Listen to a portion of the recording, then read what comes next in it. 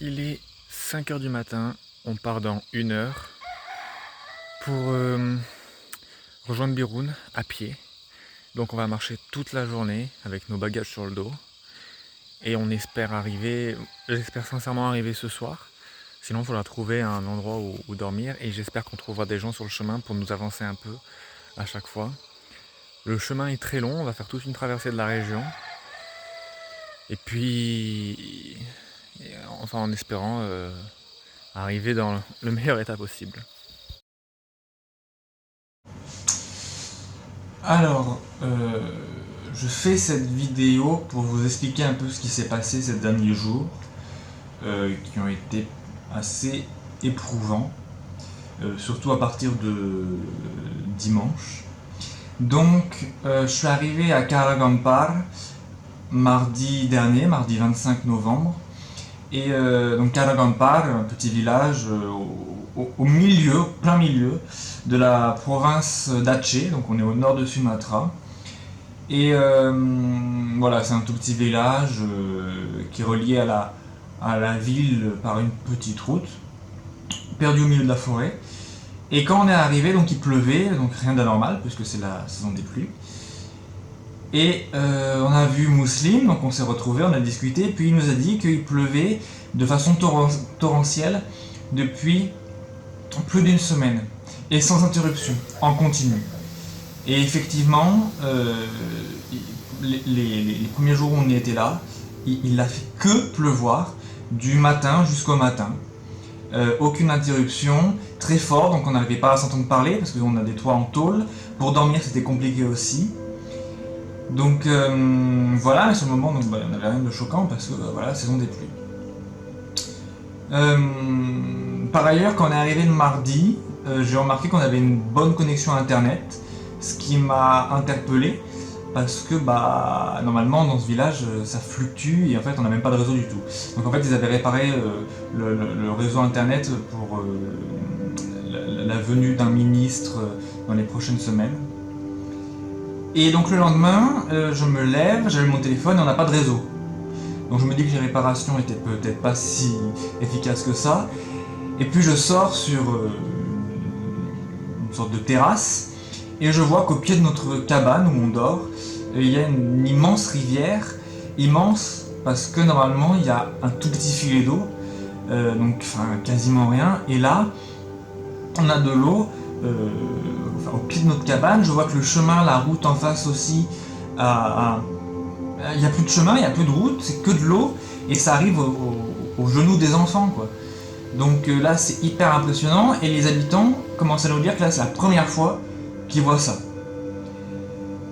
Euh, donc on passe la journée à attendre parce qu'on peut rien faire avec le temps. On s'est occupé comme je pouvais, mais on a juste attendu que la journée passe. Et le lendemain, évidemment, ça continue de pleuvoir, toujours aussi fort. Et le lendemain, on apprend que la route, la seule route, l'unique route qui nous relie à la ville, a été coupée par un glissement de terrain. Et juste après, on apprend que le pont, qui enjambe la grande rivière de la région, a été endommagé. Donc là, nous, à ce moment, on est 4.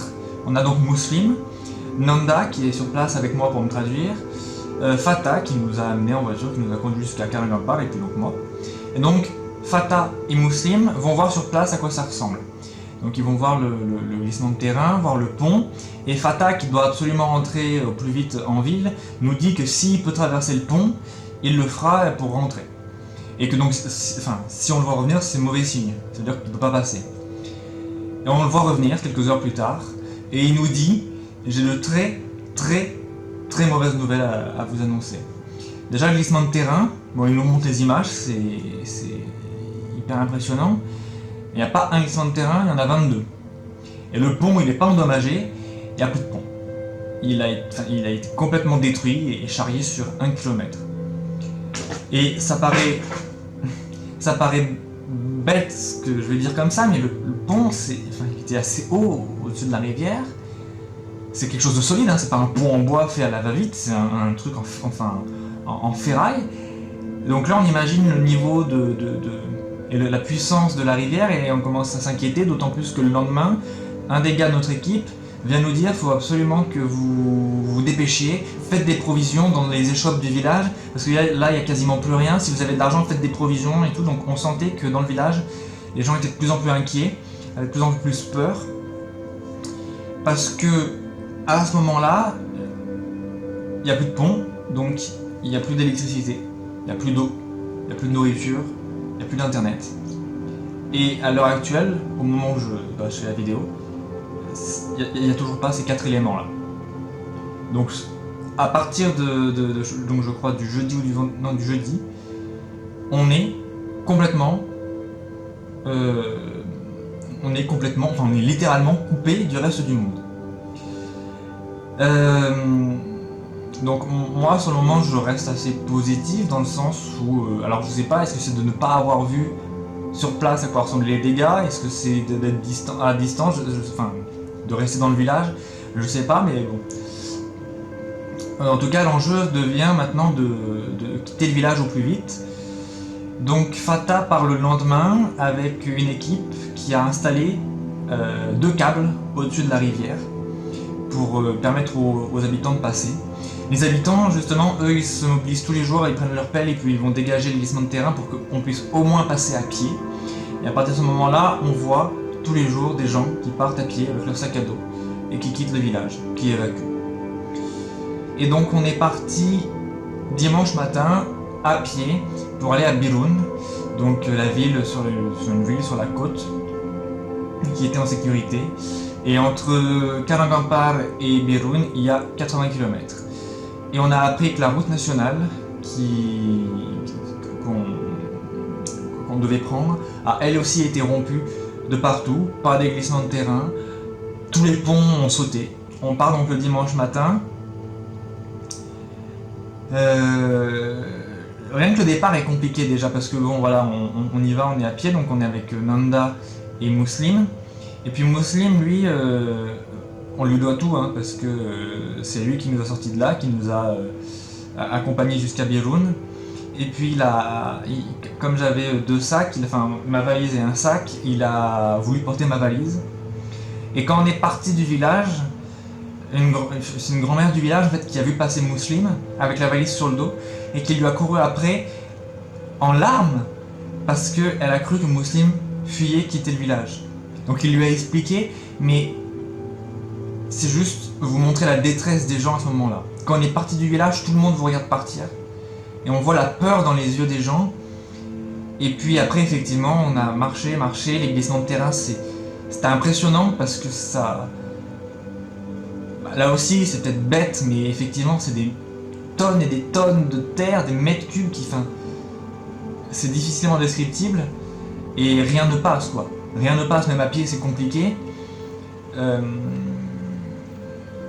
Et puis, il y a des endroits où il n'y a plus de route, il n'y a plus rien, et c'est des centaines de mètres qui sont recouverts de terre, et les gens essayent de gratter, de faire un passage, c'est affreux. Et tous les gens que j'ai croisés, tous, sans exception, m'ont dit prends des vidéos, fais des photos, documente, parce que les gens ils sont pas bêtes, ils savent très bien que déjà de manière générale l'Indonésie, dans le monde, les gens s'en fichent, mais que les petits villages comme Karagandapar, ils ont aucun intérêt, les gens n'ont aucun intérêt pour les villages comme ça. Quand bien même il y aurait des dizaines de morts, à Karagandapar, une partie du village a été détruite par les inondations. J'ai appris il y a quelques heures que 3 personnes sont décédées, 8 sont encore portées disparues. Mais ça apparemment ça n'intéresse personne. Donc du coup j'ai pris le maximum d'images, j'ai essayé de les relayer autant que possible. Et après on est arrivé donc, à Bergang, donc un village... Il y a plusieurs villages dans la région et on est tous dépendants de la même route. Et donc Bergang, c'est le village où le pont a été détruit. Quand on est arrivé, moi ce qui me choque le plus, c'est de voir qu'une rivière qui fait peut-être 50 mètres de large s'est étendue sur 500 mètres. Et on voit des antennes, des bouts de maisons qui sont dispersés ici et là, tout a été détruit. Tout a été détruit. Et quand on arrive devant les 2 câbles qui vont nous permettre de traverser, on voit la queue, il y a du monde. Et il y a une petite, je sais pas, il y a 4 piquets et une bâche qui sont installés pour que les gens puissent se mettre un peu à l'ombre. Et on voit les gens qui sont en détresse et qui traversent avec les 2 câbles sans aucune sécurité. Enfin, sur 3 personnes, il y en a peut-être une qui a une corde entre les cuisses et qui est accrochée au câble, mais il n'y a aucune sécurité. Enfin, aucune sécurité, mais après c'est comme ça, c'est l'Indonésie, mais j'ai vu moi cette femme en pleurs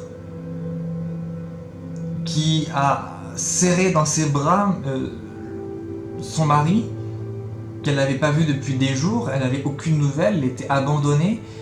Son mari est revenu, a traversé les 2 câbles, c'était atroce en fait comme image. Et puis il y a ça, il y a des parents qui sont, je sais pas, qui sont hyper jeunes et qui ont leur nourrisson dans le bras. Et vous les voyez se préparer, mettre le foulard sur les épaules pour déposer le nourrisson et puis traverser. C'est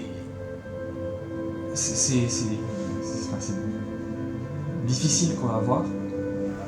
Et ça vous montre la détresse des gens. Et donc voilà, on a traversé. Et après, de l'autre côté, c'est pareil, tout a été détruit. Il y a plusieurs rivières qu'on a dû traverser avec des câbles. On a dû traverser par les récoltes, la forêt. Et on voit que c'est comme un exode en fait, parce que plus on avance, plus il y a de personnes sur la route. Et on suit tous les mêmes chemins. Alors, je sais pas, il y a eu des sentiers d'évacuation qui ont été improvisés. Il y a des gens qui, entre 2 glissements de terrain, faisaient des navettes avec leur voiture ou leur camion. Donc, il y a eu une certaine organisation. Et jusqu'au bout, en fait, tout a été détruit. On voit, c'est ça aussi, ça m'a interpellé, c'est de voir sur des maisons ou des magasins, des échoppes, on voit la devanture avec, je sais pas moi, des produits, de la nourriture, tous les produits qu'ils vendent. Donc on voit la devanture, puis on baisse un peu les yeux et on voit que tout l'intérieur, la salle de restaurant, bah, il y a de la terre jusqu'au toit. Enfin, je sais pas comment décrire ça autrement, c'est forcément très choquant. La route il n'y a plus de route non plus. Ajoutons à cela qu'il y a aussi eu des tremblements de terre. Ouais, c'est compliqué. Et là, actuellement, à Karagapar et dans les autres villages, bah, les gens tout le monde ne peut pas évacuer. Il y a des gens qui ont... tout le monde a très peur. Et c'est un parcours du combattant que les gens vont devoir faire tous les jours s'ils veulent survivre pour avoir à manger et de l'eau. Et après on est arrivé, alors avec Muslim on a dormi dans un village qui s'appelle Bangrakal. Le lendemain on est allé à Birun. Même en ville il y a eu des dégâts, le dernier pont qu'on a eu traversé on l'a fait avec un câble, 2 poulies et une sorte de cage en ferraille. On a trouvé un camion de chantier qui est passé par là qui s'est arrêté pour nous amener en ville. Et même sur la côte, il y a eu des dégâts. Là, je suis à Banda Aceh, donc à la pointe nord de Sumatra, qui a été épargnée par les inondations. Mais il y a des coupures d'électricité toutes les heures. Donc c'est compliqué. Là, les gens sont démunis, sont en détresse, ils n'ont plus rien.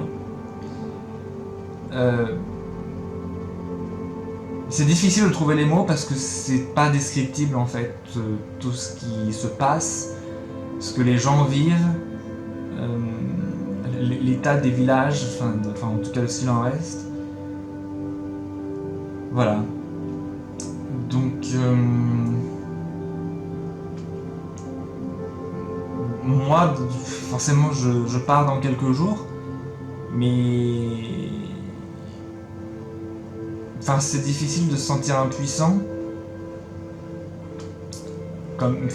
voilà, on va essayer de faire je vais essayer de créer quelque chose avec Arapan. J'ai vu, alors ça, c'est en ville, en arrivant, il y a des collectes qui ont immédiatement vu le jour, collecte d'argent, de vêtements, de nourriture, d'eau, tout. Déjà des cagnottes et tout qui ont été faites pour aider les victimes. Donc c'est super, c'est porteur d'espoir. Et donc moi je vais voir comment est-ce qu'avec Arapan on peut aider Kalagampar, les villages avec lesquels on travaille, qui, je crois, n'ont que nous pour espérer pouvoir relayer la situation à l'international, la situation dans laquelle ils sont plongés.